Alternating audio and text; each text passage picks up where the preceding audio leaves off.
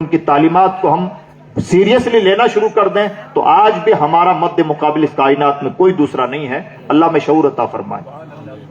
کتنی ایڈوانس میں جا کے بات کی گئی ہے, بہت زیادہ وضاحت نہیں لیکن ایڈوانس میں بات کی گئی ہے کہ استنجا خانے میں جانے سے پہلے دعا پڑھ لو, جہاں نہ کوئی کیمرہ کام کرے, نہ کوئی سائنس کام کرے, نہ کوئی ٹیکنالوجی کام کرے, نہ کسی کی گرفت میں آئے, نہ کوئی شکار ہو جائے تو کوئی اس کا علاج کر پائے. میرا پیغمبر ایڈوانس میں علاج بتا رہا ہے. بتائیے ان سے بھی زیادہ ہمارا خیر خواہ, درد مند, یا ان سے بھی زیادہ بلند نگاہ والا کوئی ہو سکتا ہے؟ اب سوال یہ پیدا ہوتا ہے کہ وہاں جانے سے پہلے یہ دعا کیوں؟ تو ریزن یہی, وہ ٹھکانہ ہے ان کا. تو ٹھکانے میں جانے سے پہلے ہی اللہ کی پناہ مانگ لو, انشاءاللہ کچھ نہیں ہوگا. اور سنیں, بتایا گیا کہ ہڈیوں سے استنجا نہ کیا کرو. ریزن یہ ہے کہ تمہارے بھائیوں کی خوراک ہے. تمہارے بھائی کون؟ جنات. ہڈیوں سے استنجا کریں گے, جذبہ انتقام بہت زیادہ ہے, بدلہ لیں گے اور ہو سکتا ہے کہ دماغ کو چک لیں. اس لیے ہڈیوں سے استنجا کرنے سے منع فرمایا گیا. اور سنیں, فرمایا گیا کہ جب رات میں چہل پہل بند ہو جائے تو اکیلے نہ گھوما کرو, خاص قسم کی مخلوق زمین پر پھیل جاتی ہے. سوال یہ پیدا ہوتا ہے کہ جب انسانوں کی چہل پہل بند ہو جائے تو یہ خاص قسم کی مخلوق کون سی ہے جو زمین میں پھیل جاتی ہے؟ یہ جنات ہیں. آئے دن ہم شکایتیں سنتے ہوں گے, حضرت تعویذ دے دیجئے, فلاں جناب کل تو ٹھیک تھے, رات 2 بجے کہیں پارٹی سے لوٹ رہے تھے اور جب سے لوٹے ہیں تب سے بہکی بہکی باتیں کر رہے ہیں. بہکی بہکی باتیں بعد میں کر رہے ہیں, نبی کی تعلیمات کو پہلے پسے پشت رکھا ہے, اس کا خمیازہ بھگت رہے ہیں. اگر ہم نے نبی کی تعلیمات کو گلے لگایا ہوتا تو آج ہماری زندگیاں جہنم نہ بن رہی ہوتی. اور ایسی کتنی ہی تعلیمات ہیں. کھانے سے پہلے بسم اللہ پڑھ لی جائے تو کھانے میں شیطان شریک نہیں ہوتا ہے. اور دوسری حدیث پاک کے مطابق 2 کا کھانا 4 کو, 4 کا کھانا 8 کو کافی ہو جایا کرتا ہے. ہے کوئی جو اتنی بڑی ضمانتیں دیں؟ ہم نے کھانا بنایا 2 کے لیے اور کام چل رہا ہے 3-4 لوگوں کا. ہم نے کھانا بنایا 10 لوگوں کا, کام چل رہا ہے 20 لوگوں کا. صرف اتنی سی بات پر کہ نبی کی بتائی ہوئی تعلیمات پر عمل کر لیا گیا ہے. یہ ہے میرے پیغمبر کی گارنٹیاں. اللہ ہمیں شعور عطا فرمائے. جب سوتے وقت دروازہ بند کریں تو بسم اللہ پڑھ کے دروازہ بند کرنے کا حکم ہے, ورنہ اندر ایک خاص قسم کی مخلوق داخل ہو جاتی ہے. آپ نے شکایتیں سنی ہوگی, تجوری میں پیسے رکھے ہوئے تھے, کوئی قیمتی زیور سامان رکھا ہوا تھا, چابی میرے پاس ہے, تالا بھی ٹوٹا ہوا نہیں ہے, سامان غائب ہے. کبھی دماغ پہنچا کہ کیا ہو رہا ہے؟ حدیث پاک میں نشاندہی فرمائی گئی, سونے سے پہلے اپنا چراغ بجھا دیا کرو, نقصان دہ مخلوق تمہارے گھر میں آگ لگا سکتی ہے. کون ہے جو اتنا ایڈوانس میں سوچ رہا ہے اور ہمیں آگاہ کر رہا ہے, بار بار نوٹس دے رہا ہے؟ ہم وہ ہیں جنہیں کوئی سلیقہ شعور نہیں, گالی گلوچ دیتے ہوئے دروازہ بند کر رہے ہیں, کس منہ اٹھ رہے ہیں, کس منہ استنجا کرنے کے لیے جا رہے ہیں, کیا کھا رہے ہیں, کیا نہیں کھایا, کوئی عطا پتہ نہیں. اگر بے مہار زندگیاں گزر رہی ہیں اور ان زندگیوں میں مصیبتیں آ جاتی ہیں, ان مصیبتوں کے ضامن ہم ہیں. اللہ کے رسول نے تو پہلے ہی ہمیں اویئر کر رکھا ہے. یہ ہے نبی کی تعلیمات. تو اس پریشان کن مخلوق سے بچنے کا ایک طریقہ ہے نبی کی سنتوں پر دل و جان سے فدا ہو جائیں, اور جہاں نبی کی تعلیمات اور سنتیں ملیں ان پر دل و جان سے عمل کریں. انشاءاللہ کچھ نہیں ہوگا. نبی کی تعلیمات پر کسی جنات اور شیطان کا کوئی اثر کام نہیں کرتا.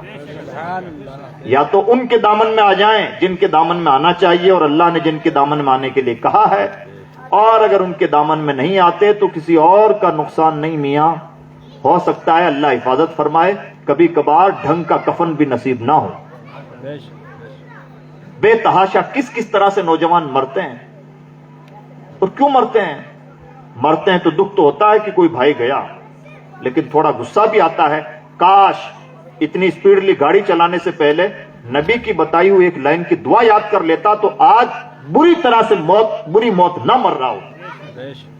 گاڑیاں بہت قیمتی, لیکن ایک لائن کی دعا اس کی ضمانت کے طور پر یاد نہیں ہے. ہم اپنے کرتوتوں کا نتیجہ بھگت رہے ہیں. ایک چیز ان پریشان کن مخلوقات سے بچانے والی بڑی چیز حضور کی تعلیمات, حضور کی سنت ہے. اس لیے جہاں کوئی سنت ملے دل و جان سے گلے لگائیں اور نہایت متبع سنت بنیں. حضور کی سنت صرف امامہ لگانا اور مسواک پہننا ہی نہیں ہے، مسواک کرنا ہی نہیں ہے. حضور کی سنتوں کا دائرہ بہت وسیع ہے. ہمارے پیغمبر اکیلے پیغمبر ہیں. میں یہاں سے کھڑا ہوا ہوں تو کھڑے ہوتے وقت اسلام بتاتا ہے، نبی کی سنتیں بتاتی ہیں کہ جناب آپ چلنے لگے ہیں تو پہلا کون سا قدم آگے بڑھانا ہے، یہ بھی نبی کی سنت ہے. کسی سے بات کر رہے ہیں تو کس لہجے میں بات کر رہے ہیں نبی بتاتے ہیں. میرے پیغمبر کی سنتیں چند چیزیں ہی نہیں ہیں، نبی کی سنتوں میں بڑی باریکی ہے. ہماری زندگی کا کوئی میدان ایسا نہیں ہوگا جہاں نبی کی سنتیں ہماری رہنمائی نہ کر رہی ہیں. ہمیں استنجا کیسے کرنا ہے میرے پیغمبر نے یہ بھی ڈھنگ سکھایا ہے. اس ماحول تک نبی کی سنتیں ہماری رہنمائی کرتی ہیں. یہ ہماری ذمہ داری بنتی ہے کہ ہم ان سنتوں کو سیکھیں اور ان پر عمل کریں. پرابلم یہ ہے کہ آج ہمارے اندر اتباع سنت کا وہ جذبہ نہ رہا جو رہنا چاہیے. ہمارے آقا حضرت خواجہ بہاؤالدین نقشبندی علیہ رحمہ کی اسپیشل تعلیم ہوا کرتی تھی اپنے مریدوں کے لیے کہ سنت کا تفحص کریں، سنتیں معلوم کریں اور پھر ان سنتوں پر عمل کریں. یعنی اتنا ہی نہیں کہ جو سنتیں معلوم ہیں ان پر عمل کریں، یہ تو ایک ذمہ داری، بڑی ذمہ داری ہے ہی. اس کے ساتھ یہ بھی ہماری ذمہ داری ہے کہ نئی نئی سنتیں معلوم کریں اور معلوم کر کے ان پر عمل کریں. اور ہماری اپنی دانست میں ہماری نظر سے کوئی سنت چھوٹنی نہیں چاہیے، بلکہ سنتوں کے معاملے میں نہایت باریک نظر ہونی چاہیے، جیسے حضرت مجدد پاک علیہ رحمہ کی تھی. کسی نے اگر مان لیجیے لونگ کے دانے اور کالی مرچ کے 4 دانے پیش کر دیے، یعنی طاق عدد میں نہ پیش کیے، تو اس پر بھی آبجیکشن بنتا ہے. کہتے ہیں کہ یا تو ایک دانہ کم کر دیا جائے یا ایک بڑھا دیا جائے تاکہ طاق عدد ہو جائے. اتنا اہتمام سنت ہونا چاہیے اور یہی امت کی کامیابی کا راز ہے. ہمارے لیے کامیابی کا اول و آخر راز نبی کی پیروی ہے. نبی کی سنتوں پر جی جان چھڑکنا ہے، جان اور دل سے ان کی سنتوں کو اپنانا، یہی ہماری کامیابی کا اولین راز ہے. صحابہ کے پاس کوئی بہت اسپیشل طاقت نہیں تھی. ان کے پاس جو بڑی طاقت ہے وہ ہے ان کی زندگیوں کا محور نبی کی ذات. محبت ہے تو ان سے فرما برداری ہے، تو ان سے بات کرنی ہے، تو ان کی آس پاس میں رہنا ہے، تو ان کے جو کچھ ہیں نبی ہیں. جب نبی ہی ماوا و ملجا ہو ذہن کا، فکر کا، عمل کا، تو وہ انسان کبھی بھی دنیا میں سرخروئی سے دور نہیں رہ سکتا. ان کی طاقت کا راز نبی کی غیر مشروط غلامی اور ہماری کمزوری کا راز نبی اکرم صلی اللہ تعالی وسلم سے دوری. ہم حضور کی باتیں تو بہت کرتے ہیں، حضور کی باتوں پر عمل اتنا نہیں کرتے جتنا کرنا چاہیے. اور کامیابی کا راز باتیں نہیں، کامیابی کا راز عمل ہوا کرتا ہے. میں امید کرتا ہوں کہ انشاءاللہ ہم ایسا کرنے کی کوشش کریں گے. آپ کا انداز بتا رہا ہے کہ آپ شاید جوشیلی باتیں زیادہ سننا چاہتے ہیں.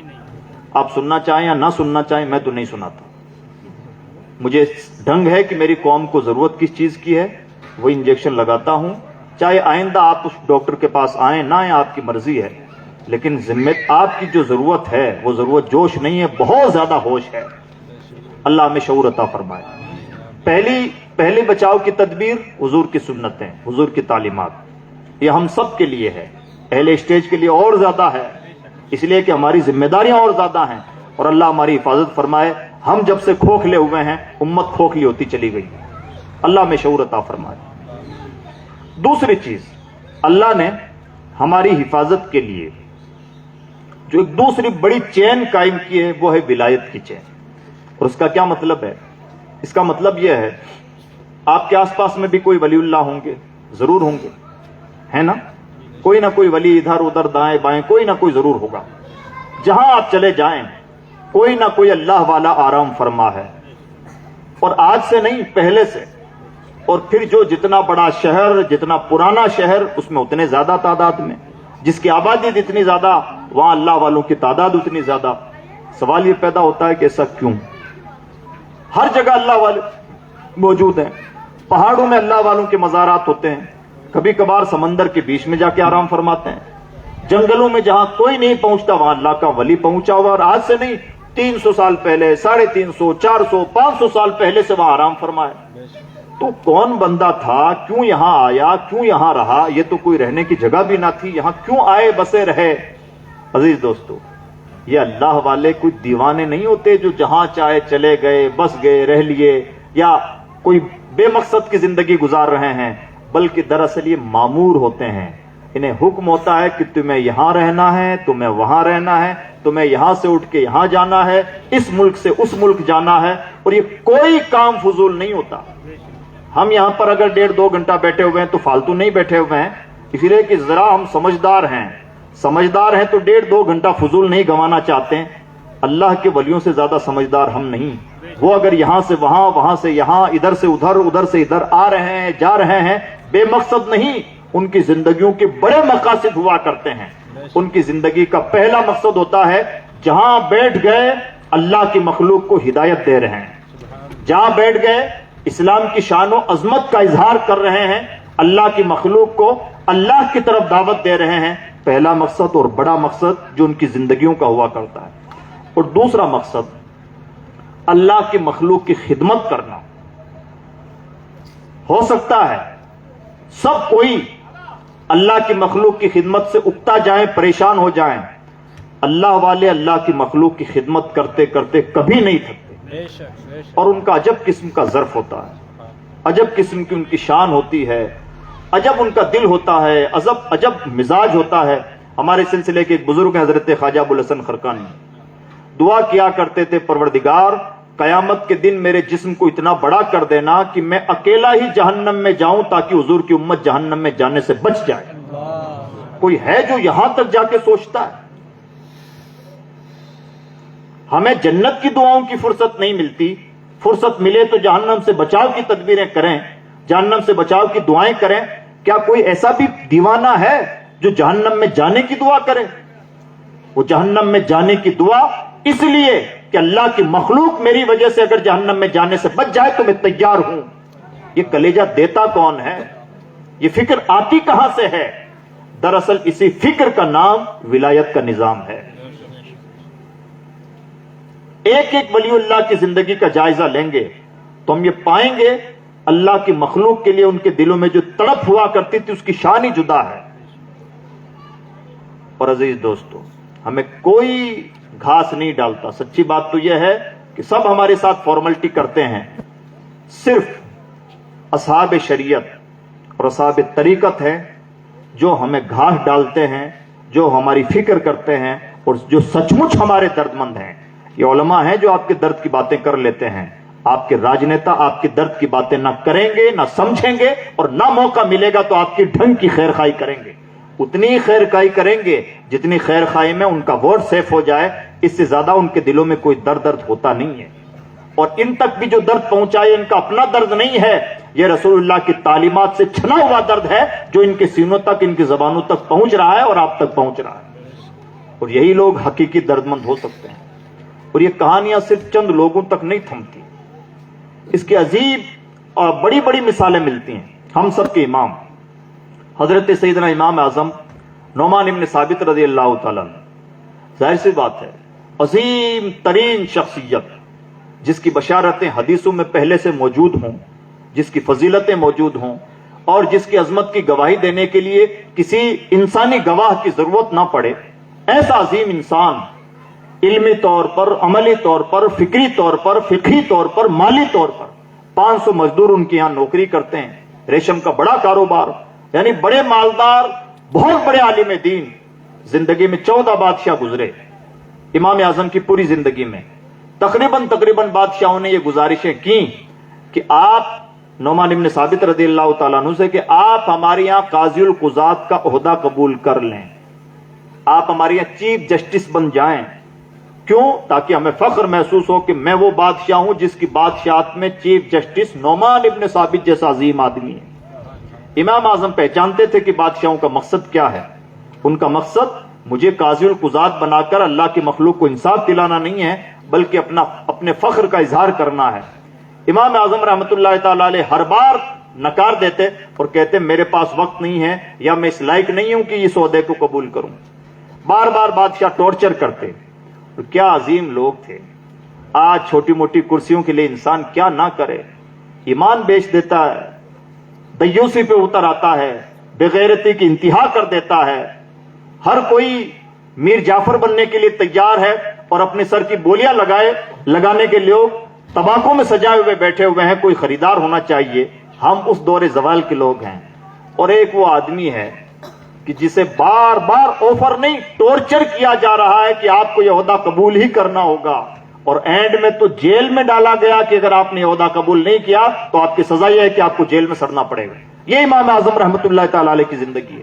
14 بادشاہ گزرے، جیل میں ڈالے گئے اس لیے کہ آپ نے قاضی القضات کا عہدہ قبول نہ کیا، لیکن بہرحال نہ قبول کرنا تھا نہ قبول کیا، سزا بھگت لی لیکن عہدہ قبول نہ کیا. امام اعظم رات کے وقت عبادت کیا کرتے تھے، اور عبادت کی شان یہ ہوتی، عشاء کی نماز پڑھنے کے بعد میں کھڑے ہوتے، قرآن پاک کی کوئی آیت کریمہ کوئی سورت تلاوت کرنے لگ جاتے. اور کئی بار ایسا ہوتا ہے کہ ایک ہی سورت کی مسلسل تلاوت کرتے رہتے، اس سے نئے نئے مسائل اخذ کرتے رہتے، اور رات گزر جاتی. صبح کے وقت جب مسجد میں مؤذن آتا اذان دینے کے لیے تو کہتا، حضرت میں نے تو آپ کو عشاء کے وقت یہیں آپ کو چھوڑ کے گیا تھا، آپ تو جہاں کے تہاں کھڑے ہیں. امام اعظم فرماتے تمہیں خدا کا واسطہ دیتا ہوں کسی کے سامنے راز یہ نہ بتانا کہ نعمان ابن ثابت پوری رات ایک ہی جگہ کھڑا رہا اور اسے پتہ بھی نہ چلا. یہ امام اعظم تھے.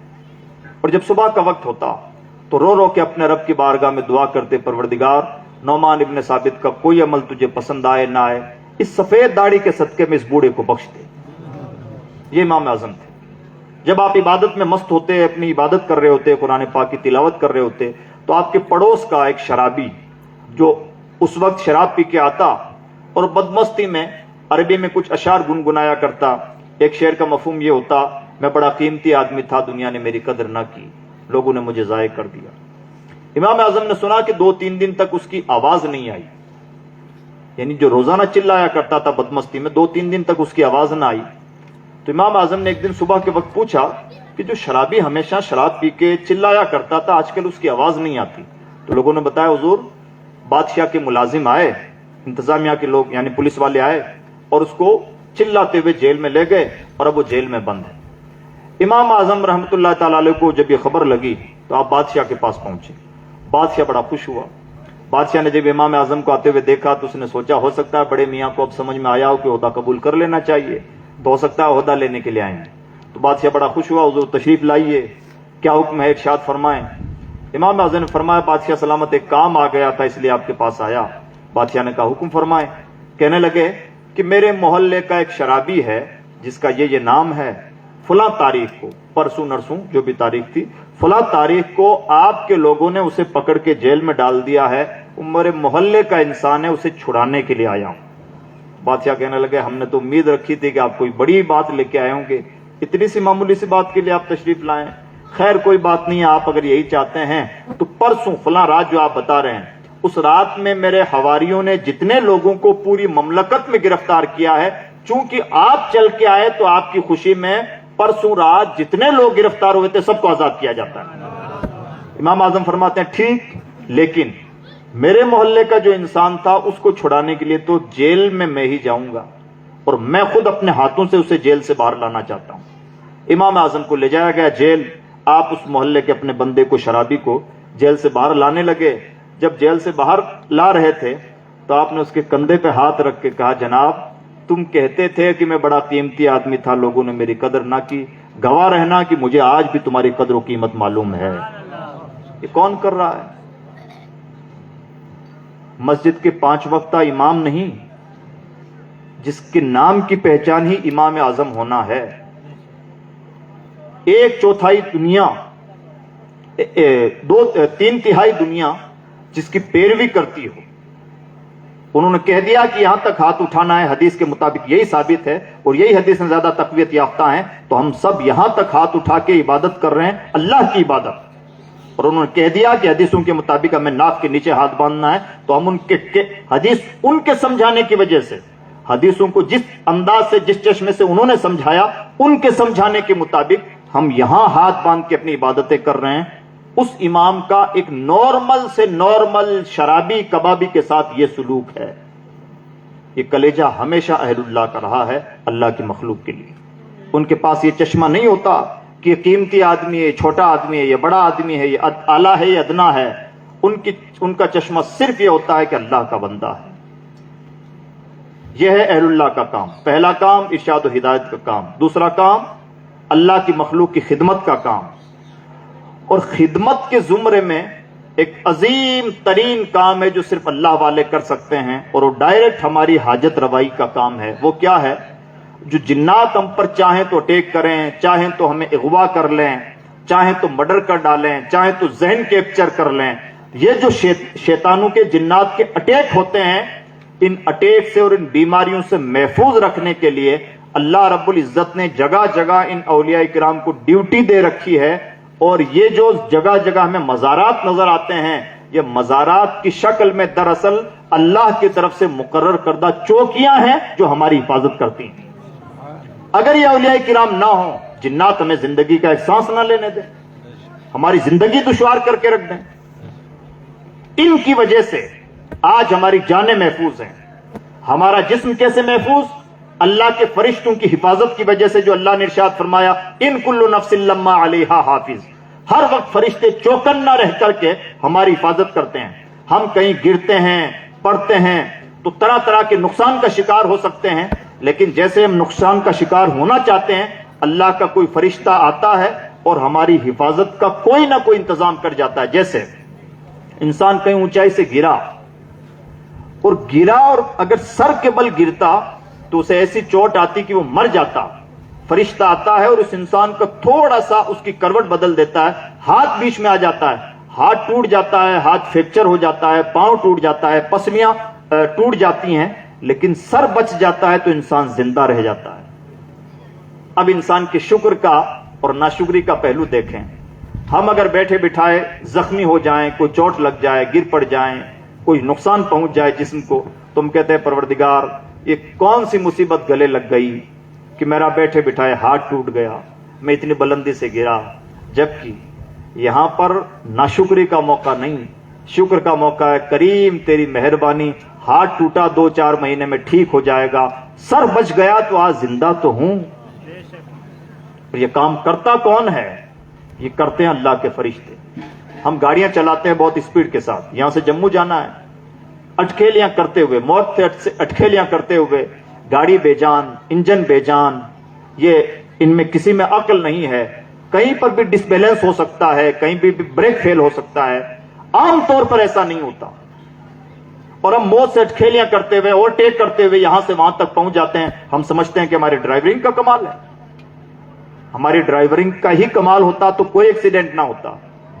کتنے ایکسیڈنٹ ہوتے ہیں, لیکن جتنے ایکسیڈنٹ ہوتے ہیں, جتنی گاڑیاں زمین پہ چلتی ہیں, ایکسیڈنٹ کا ریشو اس کے مقابلے میں بہت کم, اور جتنے ایکسیڈنٹ ہوتے ہیں اس میں مرنے والوں کی تعداد بہت کم. کیوں؟ گاڑیاں چل رہی ہیں کروڑوں کی تعداد میں. صرف بھارت کی سرزمین کی بات کر رہا ہوں, کروڑوں گاڑیاں زمین پر دوڑ رہی ہیں, ایکسیڈنٹ ہو رہے ہیں ہزاروں کی تعداد میں, اور جو ایکسیڈنٹ سے مر رہے ہیں وہ ہیں سینکڑوں کی تعداد میں. پر ڈے روڈ ایکسیڈنٹ میں مرنے والوں کی تعداد انڈین گورنمنٹ کے اکارڈنگ صرف 400 لوگ ہیں, جبکہ گاڑیاں دوڑ رہی ہیں کروڑوں, اس میں ایکسیڈنٹ ہو رہے ہیں ہزاروں, اور ہزاروں میں موتیں ہو رہی ہیں سینکڑوں. کون بچا رہا ہے؟ بڑا بھیانک ایکسیڈنٹ ہوا, ہاتھ زخمی ہو گیا, پاؤں زخمی ہو گیا, جسم کا ایک حصہ مفلوج ہو گیا, لیکن ایسی چوٹ نہ لگی کہ جان چلی جائے. ہاں, جن کے مقدر میں ایکسیڈنٹ کی موت لکھی ہے وہی ایکسیڈنٹ سے مرتے ہیں, باقی ہزاروں ہزار لوگ بچ جاتے ہیں. وہ بچتے نہیں, اللہ کی رحمت کے فرشتے بچا لیتے ہیں. ہماری مجال نہیں, ہم تو اتنے نازک ہیں. ابھی میں یہاں سے گرا, سر بیچ میں آیا, سنبھالا تو پتا چلا مولانا صاحب تو آج جہانی ہو چکے. یہ ہے ہم. یہ 2 فٹ کی گہرائی کافی ہے ہمیں مرنے کے لیے. ہمیں مرنے کے لیے کوئی بہت زیادہ مضبوط پہاڑ نہیں چاہیے. بچاتا کون ہے؟ ہم اپنی زندگی میں, جو بھی ہماری زندگی 50, 60, 100 سال کی زندگی ہے, ہم بار بار ایسا نوٹ کرتے ہیں, اپنی زبان سے کہتے بھی ہیں, آج تو میں موت سے بال بال بچا ہوں, آج تو میں موت کے منہ سے باہر نکل کے آیا ہوں, آج تو مرتے مرتے بچا ہوں. ہم بال بال بچتے نہیں, اللہ کی رحمت کے فرشتے ہمیں بچا لیتے ہیں. شکر ادا کرنا چاہیے, کریم تیری مہربانی کہ تو نے حفاظت کا ایسا انتظام فرما رکھا ہے. اور اس نے قسم کے ساتھ ارشاد فرمایا والسماء والطارق وما ادراک ما الطارق النجم الثاقب ان کل نفس لما علیہا حافظ. کوئی ایسا جاندار نہیں جس کی حفاظت کا وہ انتظام نہ فرماتا ہو. اس کی حفاظت ہے کہ جان بچ رہی ہے، ورنہ مجال ہے کہ 60-70 سال کی زندگی گزار لیں. ہم سو رہے ہوتے ہیں، مان لیجیے ایک بندہ سو رہا ہے، بغل سے کوئی سانپ گزر گیا، کوئی بچھو گزر گیا، کرنٹ مان لیجیے کوئی تار گرے، وائر گرے اور بالکل قریب میں گرے کہ اگر ہمارے اوپر گرتے تو جہانی ہو چکے ہوتے. بار بار بچتے ہیں، بار بار موت سے بچتے ہیں، کوئی نہیں بچتا. اللہ کی رحمت کے فرشتے بچاتے ہیں. ہمارے آگے پیچھے دائیں بائیں چوکنے رہتے ہیں. ہم غفلت کا شکار ہوتے ہیں، فرشتے غفلت کا شکار نہیں ہوتے. ہم سوتے ہیں، فرشتے سوتے نہیں. ہم عجیب عجیب قسم کی حالتوں میں رہتے ہیں، نیند، اونگ، سستی، کاہلی سب کے شکار ہوتے ہیں. فرشتے اپنی ڈیوٹی میں ذرہ برابر کوتاہی نہیں کرتے. اور جو ہمارا وقت مقرر ہے، 60 سال گزارنا ہے تو 60 سال تک حفاظت، 70 سال گزارنا ہے تو 70 سال تک حفاظت، اور ہر طرح سے ہماری حفاظت کرتے ہیں. اور حفاظت کا بڑا عجیب عجیب انتظام ہوتا ہے. پوری بلڈنگ گری، بلڈنگ میں مان لیجئے کہ 200 لوگ دب کے مر گئے، اور ان 200 لوگوں کے بیچ میں 10 لوگ وہ ہیں جو زندہ بچ گئے. موت کے بیچ 16 دن بلڈنگ کا ملبہ ہٹاتے ہوئے لگ جاتا ہے. 16 دن تک ایک آدمی بنا کھائے پیے زندہ رہ جائے، یہ کرامت سے کم ہے؟ دراصل ان کی موت اس بلڈنگ سے لکھی ہی نہیں تھی. تو بھلے 16 دن گزرے کہ ایک مہینہ گزرے کہ ایک دن گزرے، بلڈنگ کے بیچ میں آئے یا کسی بھی طرح سے مرنے والی کیفیت میں چلے جائیں، لیکن جسے بچانا ہوتا ہے بچا لیتا ہے. اور جب انسان کو زوم ہوتا ہے، انسان کوئی کشتی بناتا ہے اور یہ کہہ دیتا ہے کہ اس کشتی کو خدا بھی نہیں ڈبو سکتا، ایسا غرقاب فرماتا ہے کہ اس کے ملبے تک پہنچ پانا بھی انسانیت کے بس میں نہ رہے. یہ ہے اس کا انتظام، یہ ہے اس کی شان. انتظام فرمائے تو موت کے منہ سے باہر نکال لیتا ہے. حضرت یونس علیہ السلام کا قصہ ہمارے سامنے ہے. چھوٹی بات ہے، جانور کے پیٹ میں رہے، زندہ بھی رہے، اور کئی دنوں کے بعد میں باہر تشریف لائیں، پھر زندہ رہے. عجب شان کا بادشاہ ہے، عجب عجب طرح سے انتظام فرماتا ہے. یہ ہے اس کی رب العالمینی. اور ہمیں اس کی شان ربوبیت کو ڈھنگ سے سمجھنے کی ضرورت ہے. تو ایک انتظام ہماری باڈی کے لیے اس نے کیا ہے فرشتوں کے ذریعے، اور دوسرا انتظام جنات سے بچانے کے لیے، زمینی، آسمانی، موسمی، فضائی وباؤں سے بچانے کے لیے. کورونا ایک وبا کا جھٹکا ہم نے دیکھا، کیا ایک ہی وبا ہے دنیا میں؟ 1000 قسم کی وبائیں ہیں. بخاری شریف کی حدیث ہے، گواہ ہے. حضور نبی اکرم صلی اللہ علیہ وسلم رات کے پچھلے وقت بیدار ہوئے. بیدار ہونے کے بعد میں آپ نے دیکھا کہ آسمان سے کچھ بلائیں نازل ہو رہی ہیں. تو آپ نے فرمایا یہ آسمان سے میں نے کیا دیکھا کہ بلائیں اتر رہی ہیں؟ اٹھو. اپنے ازواج مطہرات کو بیدار کیا، کہا اٹھو اور اللہ کی عبادت میں لگو. آپ نے ان کو عبادت میں لگنے کا حکم ارشاد فرمایا. تو ایسا نہیں ہے کہ صرف حضور کے زمانے میں بلائیں نازل ہوتی تھیں. حضور کی نگاہیں دیکھ لیتی تھیں، ہماری کمظرفیاں دیکھ نہیں پاتی ہیں. بلائیں تو کل بھی نازل ہوتی تھیں، آج بھی نازل ہوتی ہیں.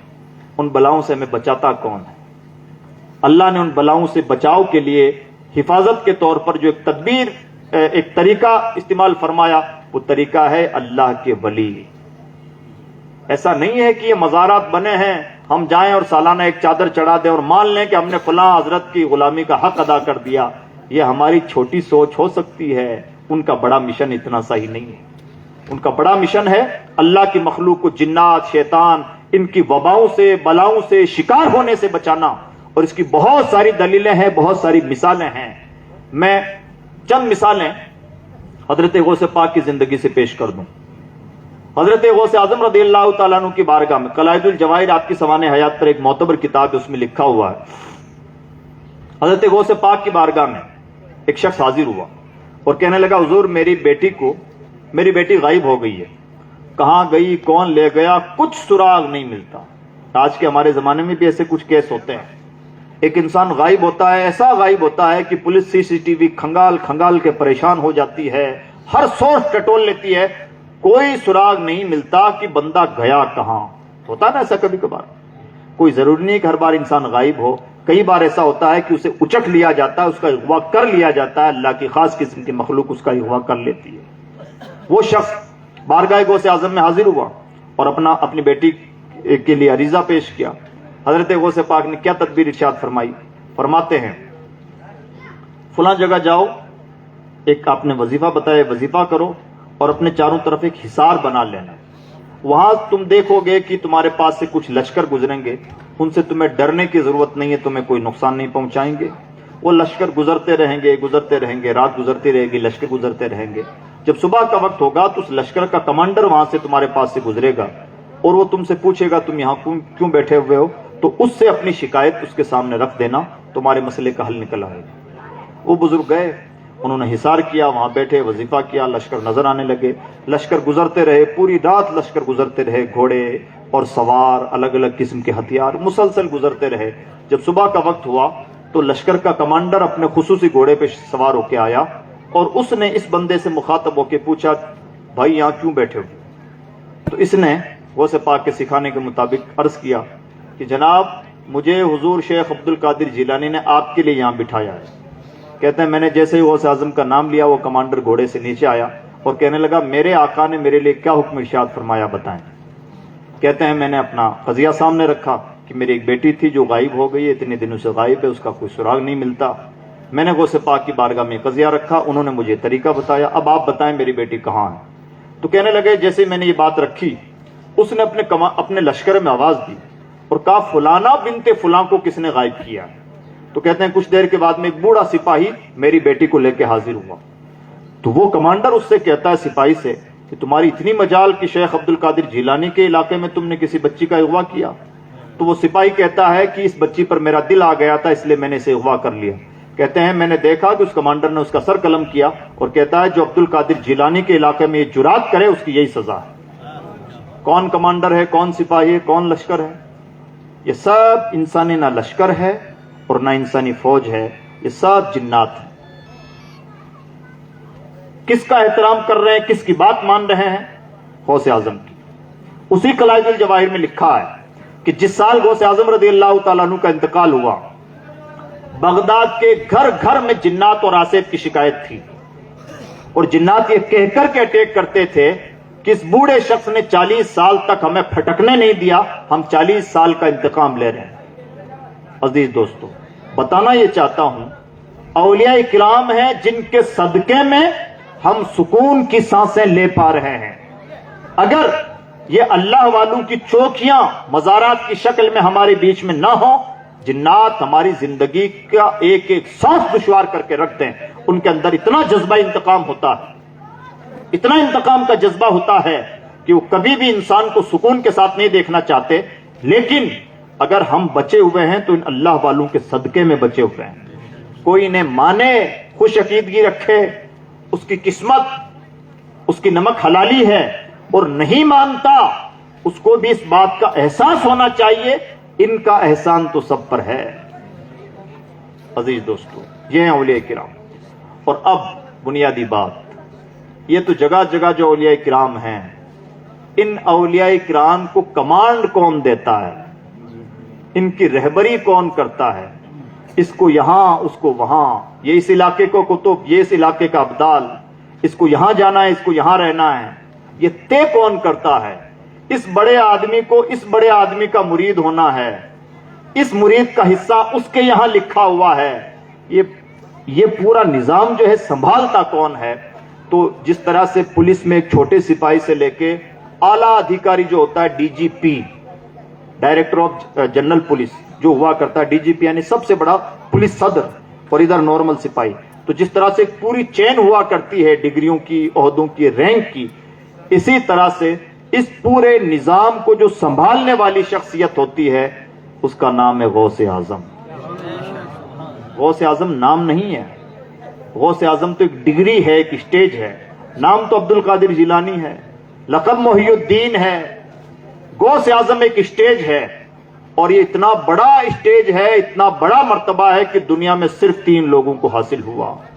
پہلے غوث اعظم حضرت سیدنا امام حسن مجتبی، دوسرے غوث اعظم ہم اور آپ جن کے ذکر کی محفل سجا رہے ہیں شیخ عبد القادر جیلانی، اور قیامت کے قریب تیسرے غوث اعظم حضرت سیدنا امام مہدی.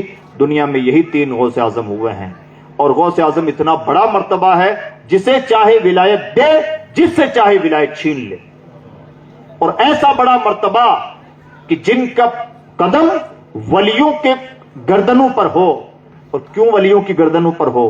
اس لیے کہ ہر ولی کسی نہ کسی نبی کی نبوت کا مظہر ہوا کرتا ہے. حضرت غوث اعظم رضی اللہ تعالیٰ عنہ وہ عظیم ترین ولی ہیں جن کا یہ کہنا ہے لکل ولی لہ قدم وانی علی قدم النبی بدر الکمالی. جس طرح سے ہر ولی کے لیے کسی نہ کسی نبی کا نشان قدم ایک رول ماڈل ہوا کرتا ہے, میرے لیے رول ماڈل کے طور پر جو نشان قدم ہے وہ پیغمبر اسلام ہمارے اور آپ کے آقا صلی اللہ علیہ وسلم کا ہے. تو جس طرح سے نبیوں رسولوں میں ہمارے نبی کی کوئی مثال نہیں, اسی طرح سے سرتاج اولیاء حضور سیدنا سرکار غوث اعظم کی بھی کوئی مثال نہیں. وہ عظیم ترین ڈگری, وہ عظیم ترین منصب اور وہ عظیم ترین شخصیت ہے حضرت سیدنا سلطان الاولیاء غوث اعظم کی. ہم خوش قسمت ہیں کہ اللہ رب العزت نے ہم جس سلسلے سے بھی وابستہ رہیں, ہماری وابستگی کے سلسلے الگ ہو سکتے ہیں, غوث اعظم ہم سب کے ہیں. غوث اعظم کا تعلق صرف قادری سلسلے سے نہیں ہے. غوث اعظم تو ایک ڈگری ہے. جو ولی قبل ہوئے یا بعد ہوئے یا ہوں گے سب ادب رکھتے ہیں دل میں میرے آقا تیرا. وہ مرتبہ ہے ولایت کبریٰ کا مرتبہ, اور غوثیت کبریٰ کا مرتبہ غوث اعظم کا مرتبہ. عزیز دوستو, ہم خوش قسمت ہیں کہ اللہ رب العزت نے ہمیں ان کی غلامی میں پیدا فرمایا. اب غوث پاک کی مزید سوانح حیات کی میرے پاس گنجائش نہیں, کچھ اپنا ہوم ورک سن لیں اور ہم اپنی گفتگو ختم کر لیں. اللہ رب العزت نے اگر اتنا بڑا دامن عطا فرمایا ہے تو اس کی کچھ ذمہ داریاں بھی. قادری ہونے کے ناطے ہماری ذمہ داریاں ہیں. قادری سے مراد صرف سلسلے کے اعتبار سے قادری نہیں, غوث پاک سے ایک روحانی نسبت کی بنیاد پر قادری ہونے کی وجہ سے ہماری عمومی ذمہ داریاں ہیں. وہ ذمہ داریاں کیا ہیں؟ حضرت سلطان الاولیاء غوث اعظم رضی اللہ تعالیٰ عنہ جہاں غوث اعظم ہے وہیں محی الدین بھی ہیں, یعنی دین کو ایک نئی زندگی دینے والے. آپ کا زمانہ آتے آتے اسلام پر, مسلمانوں پر عجب دور زوال چھا گیا تھا. حضرت سیدنا سرکار غوث اعظم رضی اللہ تعالیٰ عنہ نے اپنے زمانے میں اپنی روحانیت کی بدولت اسلام کو جو طاقت عطا فرمائی. آپ خود فرماتے ہیں کہ بچپن میں مجھے دکھایا گیا کہ ایک نہایت کمزور انسان تھا, میں نے اس کو اس نیت سے کہ اس کمزور سے چلا بھی نہیں جا رہا, اس کو سہارا دے دوں, جیسے ہی میں نے اسے چھوا وہ توانا و تندرست ہو گیا, اور پھر مجھے بتایا گیا کہ یہ تمہارا دین ہے. حضرت سلطان الاولیاء غوث اعظم رضی اللہ تعالیٰ عنہ نے اپنے عہد میں اس طرح سے دین کی تجدید فرمائی, اس طرح سے دین کا احیاء فرمایا, اس طرح سے دین کو تقویت عطا فرمائی. قادری ہونے کے ناطے ہماری بھی ذمہ داریاں ہیں کہ ہم دین کو کتنی تقویت دے رہے ہیں. اب ہماری ذمہ داریاں کیا ہیں؟ موٹا موٹی چند باتیں سن لیں بطور خاص, بہت توجہ فرمائیں, یہ آپ کا ہوم ورک ہے. علاقے کے تمام لوگوں سے گزارش ہے, ہماری پہلی ذمہ داری آج کے دور میں یہ ہے, بطور ملت ہماری ذمہ داری ہے کہ ہم اپنی قوم کو جتنا زیادہ ایجوکیٹ کر سکیں کریں. ایجوکیشن کے علاوہ ہمارے پاس کامیابی کا کوئی راستہ نہیں بچا. اور یہ روایتی مدرسوں کا زمانہ لد گیا. ہم اے آئی کے زمانے کے لوگ ہیں اور ہم روبوٹ کے زمانے کے لوگ ہیں. ہمارا زمانہ بہت بدل چکا ہے. صرف روایت پسندی سے ہم دین کی سرخ روئی کا کام نہیں کر سکتے. اور اگر ہم نے اس ناحیے سے اپنی دعوتی اور تبلیغی علمی ذمہ داریوں کو پہچاننے کی کوشش نہ کی تو معاف کیجیے گا, اللہ کی بارگاہ میں ہمارے لیے بھی جواب دہی بڑی مشکل ہو سکتی ہے. اس لیے عزیز دوستو, علمی طور پر اپنے آپ کو بہت مضبوط کریں, چاہے ماڈرن ایجوکیشن ہو یا اسلامک ایجوکیشن. اور اسی طرح سے عورتوں سے, ماؤں بہنوں سے گزارش ہے کہ وہ بھی اپنے آپ کو علمی طور پر مضبوط کریں, نہایت مضبوط کریں. اور بہت ساری فارمل زندگیاں جو فیشن کی اور ادھر ادھر کی آوارگی کی زندگیاں ہیں ان سے اپنے آپ کو نکالیں. دوسری بڑی ذمہ داری بطور ملت ہماری یہ ہے, ہم اپنی قوم کو مالی طور پر مضبوط کرنے کی کوشش کریں. اس لیے کہ ہم غریب لوگ ہیں, بہت غریب ہیں, گورنمنٹ کے اکارڈنگ بہت زیادہ غریب ہیں. اتنے غریب ہیں کہ ہم اپنی غربت کی وجہ سے ہی جاہل ہیں اور غربت کی وجہ سے ہی پسماندہ ہیں. ہم جس کو مالداری سمجھتے ہیں نا, کہ تھوڑا موڑا کسی نے مکان اچھا بنا لیا تو ہم مانتے ہیں کہ بڑا مالدار ہے, یا 2-4 گاڑیاں کسی کے پاس ہو گئیں یہ دال روٹی کا انتظام کہلاتا ہے، اسے مالداری نہیں کہتے۔ جب ہم ملکی سطح پر امیروں کی لسٹ بنائیں گے تو ہم اور آپ کے نام والا آدمی کہیں سے کہیں تک نظر نہیں آتا۔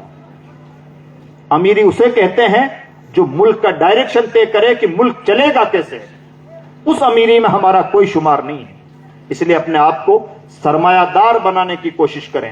حضور نبی اکرم صلی اللہ تعالی وسلم کی حدیث پاک کے مطابق آج قرب قیامت کے دور میں ایسا ہونے جا رہا ہے، کاد الفقر ان یکون کفرا، غریبی کئی مرتبہ کفر کا سبب بن جاتی ہے، آج کے دور میں بن رہی ہے، اور اس کفر سے بچانے کا طریقہ یہ ہے کہ ہم اپنے قوم کو مالی طور پر اسٹرانگ کریں۔ یہ ہماری ذمہ داریوں میں شامل ہے۔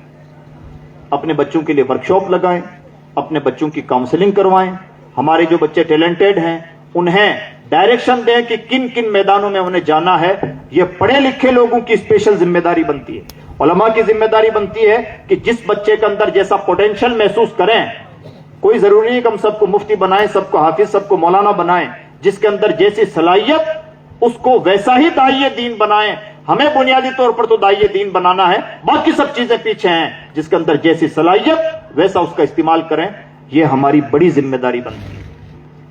اور آپ سے گزارش ہے، لنگر ہو نہ ہو، بڑے جلسے ہو نہ ہو، جھنڈیاں ہاتھوں میں ہوں یا نہ ہو، اگر یہ بنیادی کام ہم نے نہیں کیے، اللہ کی بارگاہ میں جواب دینا پڑے گا۔ ہر زمانے کے تقاضے بدلتے ہیں، ہر زمانہ بدلتا ہے، زمانے کے تقاضے بدلتے ہیں، اور جیسے تقاضے، ان تقاضوں کو اسی نہج سے پورا کرنا بطور امت ہماری ذمہ داری ہوتی ہے۔ اگر ہم نے اپنے زمانے کے تقاضوں کو پورا کرنے میں کوتاہی برتی، اللہ کی بارگاہ میں جواب دینا مشکل ہوگا۔ اور یہ میں نہیں کہتا، کوئی مولوی نہیں کہتا، کلکم راعی وکلکم مسئول عن رعیتہ۔ اے لوگوں، تم میں سے ہر ایک شخص ذمہ دار ہے، اور ہر ذمہ دار سے اس کی ذمہ داری کے بارے میں پوچھا جائے گا۔ زمانہ بدلتا ہے، ذمہ داریاں بدل جاتی ہیں، ذمہ داریوں کے بارے میں قیامت کے دن پوچھا جائے گا، اور ان کے بارے میں جواب دہی ہم سے ہوگی۔ تیسری چیز، بطور قادریت ہماری بڑی ذمہ داری بنتی ہے کہ ہم اپنے آپ کو روحانی طور پر مضبوط کریں۔ ہم جو کمزور ہوئے ہیں، روحانی کمزوری نے ہمیں کہیں کا نہیں چھوڑا، کھوکھلے بن کے رہ گئے ہیں۔ چند باتیں چرب زبانی کے لیے ہم نے رٹ لی ہیں، یاد کر لی ہیں، پڑھ لی ہیں، اور اسے اسٹیجوں سے پروس دیتے ہیں، اور ہم سمجھتے ہیں کہ صرف اتنا کر دینے سے ہماری دینی ذمہ داریاں پوری ہو جائیں گی۔ اگر جذبہ عمل نہیں، اگر روحانیت نہیں، اور اگر اسلام کو اس کی گہرائی کے ساتھ ہم نے سمجھنے کی کوشش نہیں کی، اور اپنے اوپر اسلام کو پریکٹیکل طور پر اپلائی نہیں کیا، ہم اپنے آپ کو سکون نہیں دے پائیں گے، ہم دنیا میں اسلام کی خیرات کیا بانٹ پائیں گے۔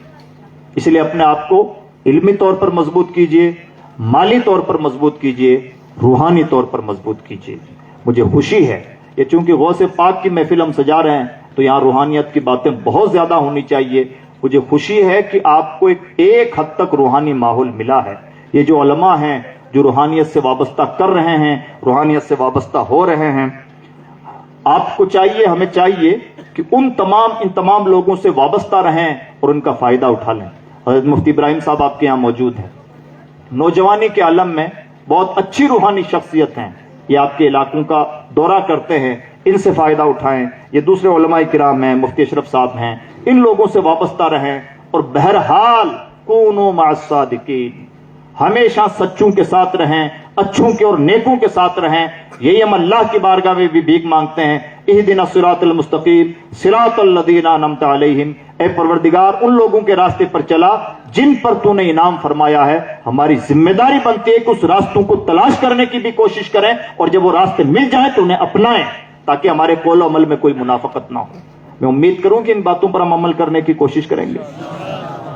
ماؤں بہنوں سے بھی گزارش ہے کہ اپنے بچوں کی تربیت پر بہت سیریسلی فوکس کریں۔ بڑی بیماریاں گھروں میں داخل ہو چکی ہیں، موبائل، سوشل میڈیا، آوارگی، اور اس نے اتنا ہی نہیں کہ ہمارے گھروں کا ماحول پرانگندہ کر دیا ہے، بلکہ اب تو عزت بھی داؤں پر لگی ہوئی ہے۔ کب کس گھر، کون سا گھر بے عزتی کے رو میں بہ جائے کچھ نہیں کہا جا سکتا۔ ایسا نہایت پرفتن زمانہ آنے سے پہلے ہماری ذمہ داری بنتی ہے ہم اپنے گھروں کی خبر لیں، اپنے گھروں کا ماحول پاکیزہ، اچھا اور روحانی بنانے کی کوشش کریں۔ اور نوجوانوں سے گزارش ہے، ان علماء سے وابستہ رہیں۔ اور عجیب پرفتن زمانہ ہے ہمارا زمانہ، امت کو چند مسائل میں الجھا دیا گیا ہے، सलाम खड़े होकर पढ़ना है या बैठ के पढ़ना है, 11वीं शरीफ करनी चाहिए या नहीं करनी चाहिए, नबी गैब जानते हैं या नहीं जानते हैं, कानों तक हाथ उठाना है या कंधों तक उठाना है, यही मसले रह गए। बस यही, हमने यहां तक हाथ उठा लिया तो कयामत आ जाएगी, और यहां तक हाथ उठा लिया तो गोया नबी की गुलामी का हक अदा हो गया। यही चंद चीजें रह गई हैं। क्या क्या दुश्मन की चालें हैं, कहां तक पहुंच चुका है, और आज भी नौजवानी सिर्फ इसी काम में लगी हुई है। ऐसा हर नौजवान जो इस तरह के मबाहिस में लोगों को उलझाना चाहता है, वो मान के चले कि उम्मत का बदखां है और उम्मत के लिए फितने का सबब बन रहा है। हमारी जिम्मेदारी बनती है कि हमारे बाप दादाओं ने हमें जो मसलक व मजहब दिया है उस पर पाबंदी से कारबंद रहें, इसी में भलाई है। वरना हदीस पाक में निशानदही फरमाई गई कि कयामत के करीब